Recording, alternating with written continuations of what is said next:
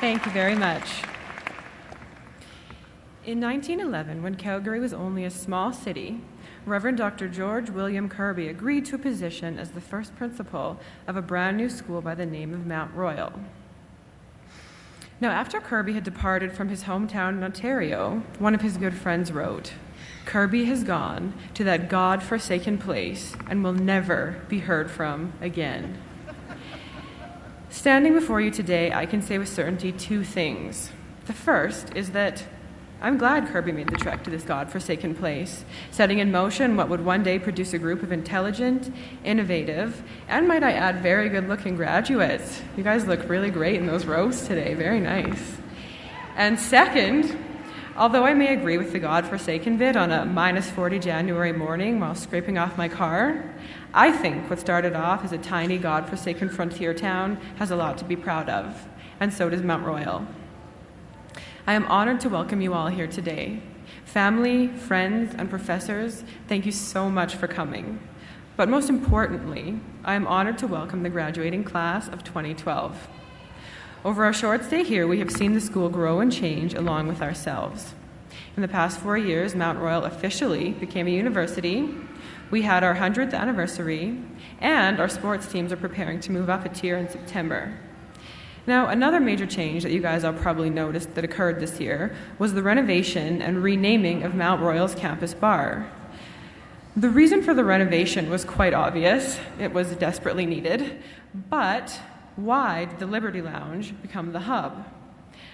I did some investigating, and one possible reason was because people were texting the Lib a short form for the Liberty Lounge. For example, want to meet up at the Lib. So this created some confusion, as the text short form for both the Liberty Lounge and the library were identical. Where were our friends? Were they at the bar, or were they in the library? I suppose the confusion between the Lib and the library was understandable, but if you got a text saying, "Want to meet up at the Lib for some beers," and you went and grabbed a six-pack and headed to the library, you were having a way better time studying than I ever did. Clearly, what started out as a small Methodist school that offered stenography, household arts, and physical culture, bonus points for anyone who can actually tell me what those things are, has become far more than that. These are just a few of the changes that we were fortunate enough to witness, and undoubtedly, Mount Royal has a bright future filled with many more years of growth. Now, when I was first selected as valedictorian, people kept asking me what my main message to the grad class of 2012 would be. And to be honest, I was at a complete loss. How was I going to get up in front of a room full of amazing people who I'm certain have their own amazing messages to share? So I did what I'm sure most of you do when at a loss for how to proceed, and I Googled it. Google led me to YouTube, and as I'm sure you will also understand, I ended up spending an embarrassing amount of time watching videos that, while interesting, were completely unrelated to my quest for a topic. Mostly, I ended up watching valedictorians trip and fall. Heaven forbid that happens to me today. Valedictorians who broke out into song, and, most amusing of all, and my favorite, the rapping valedictorians. Now, I would be lying to you if I said that I actually didn't think about doing that for you guys today. But for now, I think I'll just keep my freestyle skills to myself. So, as YouTube proved fruitless, and it usually does come out that way, I decided to ask my friends for some advice on possible speech topics. The first person I asked suggested that I talk about striving for excellence, exceeding expectations, and goal setting. But after I thought about that a little bit more, I realized that clearly all of us have at least some work ethic if we're sitting here today after getting a degree. However, this suggestion did lead to my actual message for you today. Now, before I say this, please don't misunderstand me. Work ethic, goal setting, and exceeding expectations have their time and place. And yes, they are a necessity for achievement in life. But I also know that when William Wordsworth said, "The world is too much with us," he was right.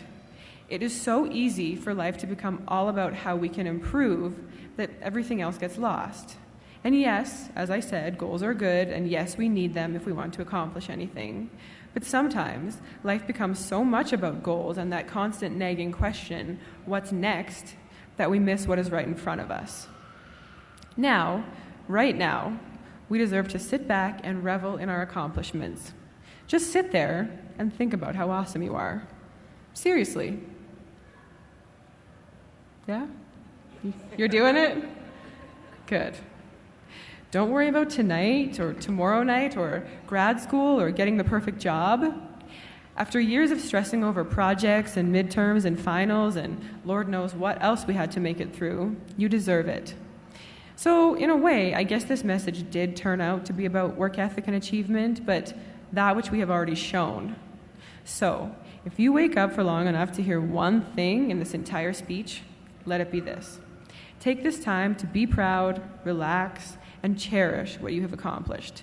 You've worked hard for this, and you deserve to kick back and relax, if only even for a little while. So enjoy today and excel tomorrow. In closing, I would like to say a few thank yous to our professors. When I began the process of writing this speech, I decided to ask as many students as possible what the best part of their Mount Royal experience was. And the answers, though not creative, were most often some variation of, my professors were easy to talk to, or, oh, my professor actually cared about my learning experience. The fact that nearly every single person I asked had a similar answer to this is a testament to you and how you make Mount Royal the great place that it is. And, of course, to our families and friends. Where would we be without your advice, without your shoulder to cry on, and the money you so graciously lent when budgeting didn't go quite how it was supposed to? Your support means an enormous amount. Lastly, and most importantly, graduates. Thank you for an amazing 4 years. Now, go have fun. You deserve it. Get out and celebrate tonight, and hopefully I'll see you there. Thank you.